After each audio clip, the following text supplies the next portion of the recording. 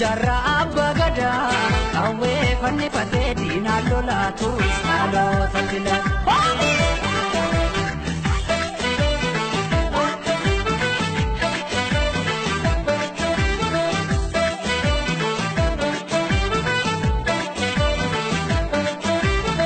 Meneligla maqawal rahe gale gafanu werare anisini maru nagayaga Kefati sana keessatti sirmaannaa gochuudhaan dura dhaabbataa turtanii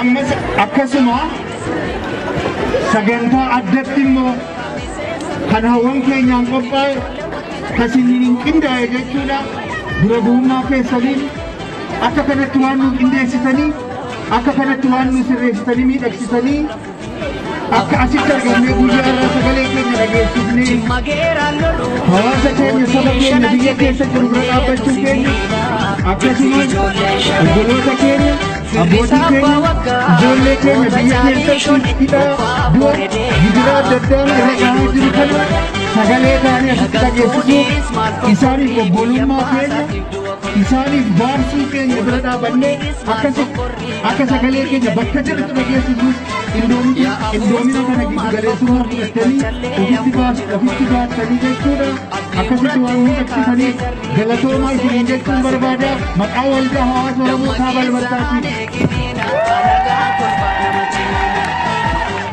Isaan suuraan keessummoota bakka garaagaraa dhuftan keessumaa baha Kanaadaa jechuudha magaalaa adda addaarraa warri dhuftan magaala keenya magaala Edmonton keessas warri dhuftan hawwan keenya akkasumas obboloonni keenya dhiiraas hin jiru qeerroonis hundi keessaniyyuu baga nagaadhaan guyyaa har'aa dhuftan jechuun maqaa waldaa hawaasaa keenyaan isin simachuun barbaada jechuudha.